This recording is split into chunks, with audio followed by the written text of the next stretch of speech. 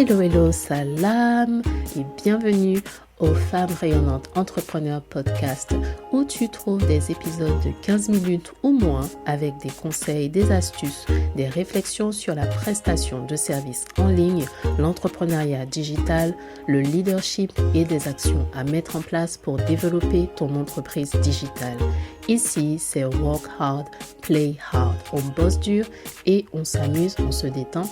Aussi, je suis Leslie, associée dans la gestion des risques financiers et j'aide les femmes en corporate à lancer et développer leur entreprise de services digital en 2 heures par jour.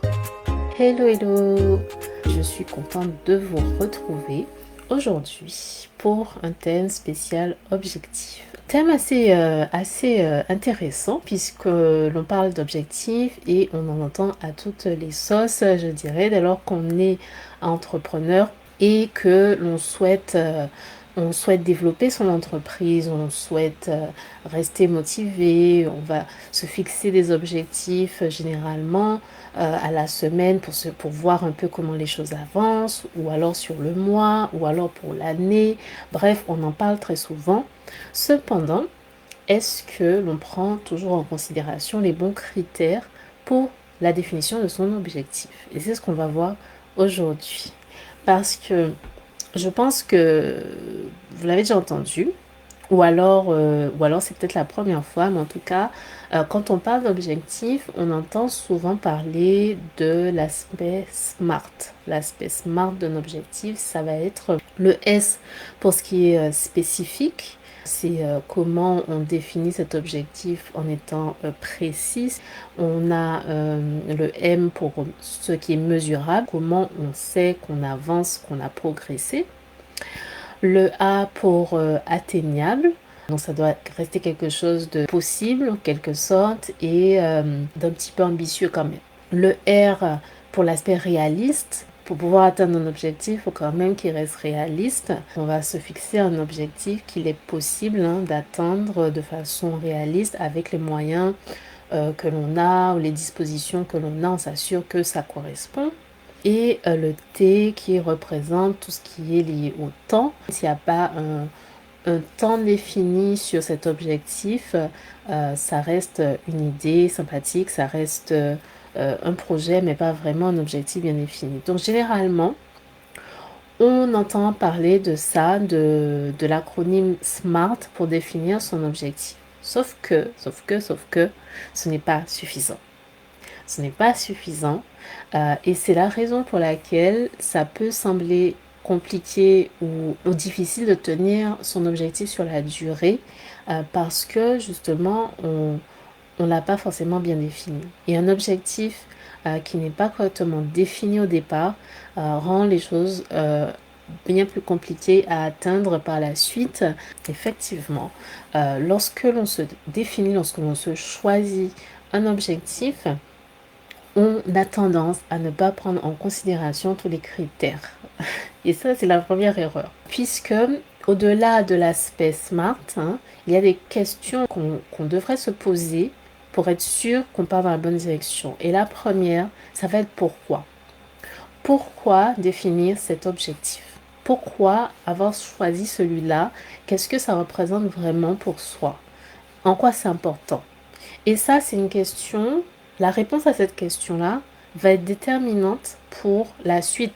Tout ne va pas forcément se passer comme prévu, quoique les imprévus, lorsque l'on planifie correctement et que l'on se donne le temps, les imprévus sont aussi compris dans le temps qu'on se donne. Donc au final, même les imprévus, on peut les prévoir quand on planifie à l'avance ou quand on se donne quand même une certaine marge au niveau du temps.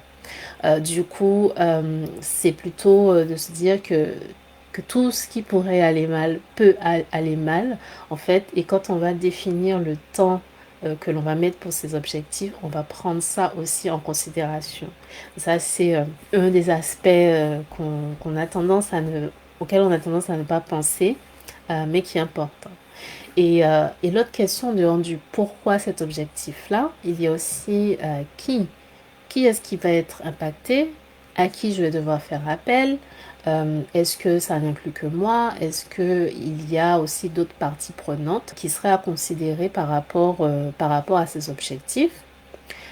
Combien ça va coûter, mais aussi coûter dans le sens financier, mais coûter aussi dans le sens énergie, dans le sens qu'est-ce que ça va te demander d'apporter comme ressources, qu'est-ce que ça va te demander de faire comme concession.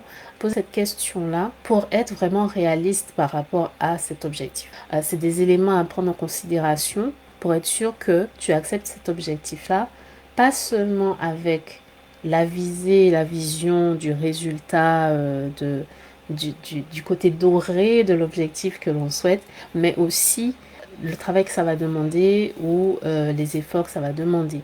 L'idée, c'est vraiment d'avoir conscience des deux aspects de l'objectif, aussi bien le côté magnifique qui donne envie de l'atteindre que la partie de travail ou la partie de concession, de choses qu'il va falloir considérer pour pouvoir atteindre cet objectif. Et c'est là, seulement là, quand tu acceptes la part positive et la part d'effort que ça pourrait demander, que tu sais que cet objectif, tu le veux vraiment. Tu sais que c'est quoi ton pourquoi et tu sais que c'est important pour toi et tu sais que peu importe, tu vas y aller, tu vas y arriver et tu avances dans la direction qui te correspond vraiment. Si tu souhaites en savoir un peu plus ou que tu aimerais revoir la façon dont tu as défini tes objectifs, qu'ils ne soient pas uniquement sur l'aspect financier, mais également qu'ils prennent en considération tes ressources, comment tu te sens, comment tu aimerais atteindre cet objectif, eh bien, je t'invite à m'envoyer un message, on peut en discuter et si tu le souhaites, réaliser un audit de positionnement pour savoir si les idées, les étapes que tu as mis en place correspondent vraiment à la vision que tu souhaites pour ton entreprise et voir ensemble comment améliorer tout cela si nécessaire. Il est temps de rayonner en ligne. Merci d'être passé, d'avoir écouté et si tu souhaites aller plus loin, tu peux visiter le site internet www.femmerayonnantes.fr.